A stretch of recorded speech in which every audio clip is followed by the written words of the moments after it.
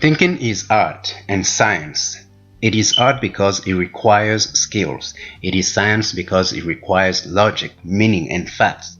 Let us backtrack a little bit.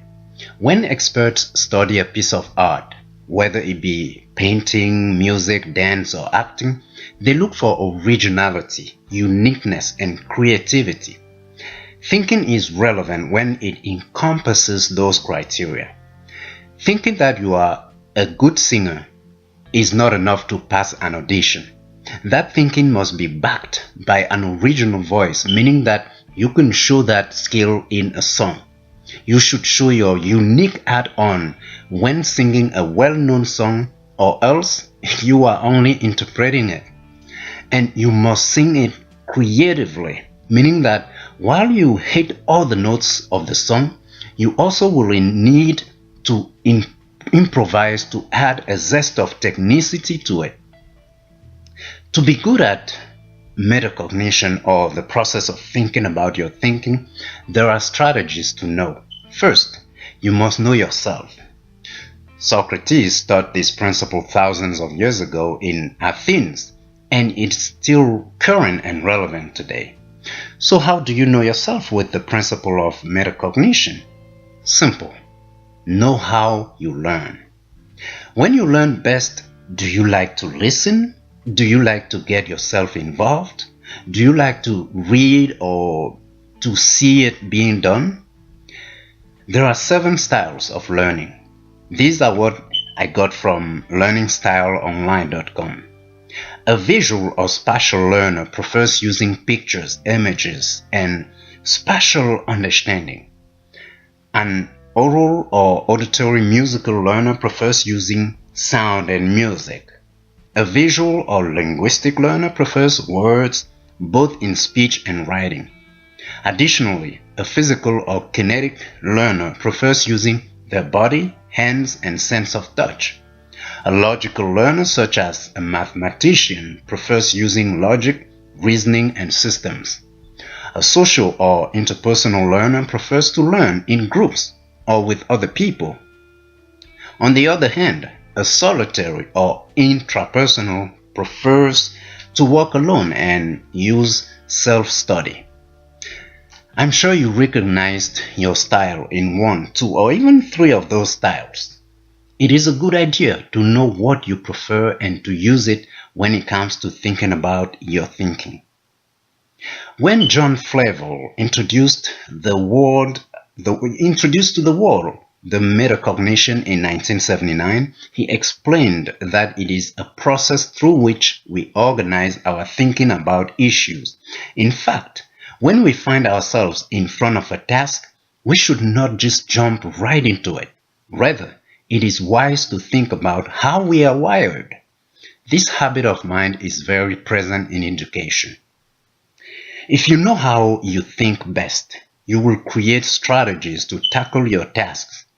That holds true also for work or family life. Speaking of education, some people learn best with mnemonics. For instance, instead of literally studying the entire text about Benadryl, an antihistamine, a nurse or med aid would learn best when using mnemonics. And they can have different ways of going about this. Here is what the use of medicine says, the use of this medicine of Benadryl. Word for word, the description says that it can treat pain and itching caused by insect bites, minor cuts, burns, poison ivy, poison oak, and poison sumac when applied topically. In its oral form, it can treat hay fever, allergies, cold symptoms, and insomnia. In its injected form, it can treat severe allergic reactions, motion sickness, and symptoms of Parkinson's disease. But the mnemonic person can go from action to action like this. I'm just giving a very lame example, so mind with me. First action.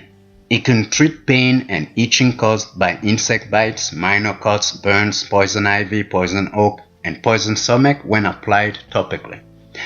They can turn it into Benadryl is bites. You know, Benadryl is bites. And they know what it means when they think of Benadryl is bites. Second action. In its oral form, it can treat hay fever, allergies, cold symptoms, and insomnia. The mnemonic of someone can be Benadryl is hay alert, cold, and insomnia. I know what it means because I made it up. Now, third action. In its injected form, it can treat severe allergic reactions, motion sickness, and symptoms of Parkinson's disease.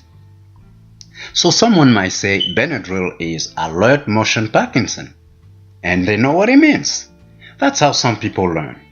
And I know, again, my mnemonics are not very smart, but hey, you got my point. The point of metacognition is to tackle every task with a strategy that works for you. It is a good thing to have someone guide you like a coach, and I'm a coach, a mentor or consultant, but it is not productive to solely rely on those people. At some point, you've got to cultivate yourself in the culture in which you are. Culture here is where you live or the action or domain you want to go into. If you went back to school, find a way of making things happen. If you moved to a new neighborhood, find a way to know your way around before you start bugging your neighbors to teach you about the area. If you buy a new gadget, before you call the manufacturer that it's not working, try it the other way, and the other way, and the other way.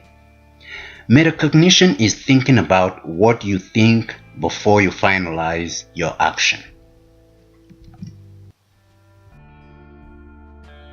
If at any time you have a question and you want a quick answer, get hold of me by visiting my website www.actonyourdreamtoday.com. Go to contact and shoot me a message. Also, make sure you download my free ebook called 50 Ideas to Inspire You. Ladies and gentlemen,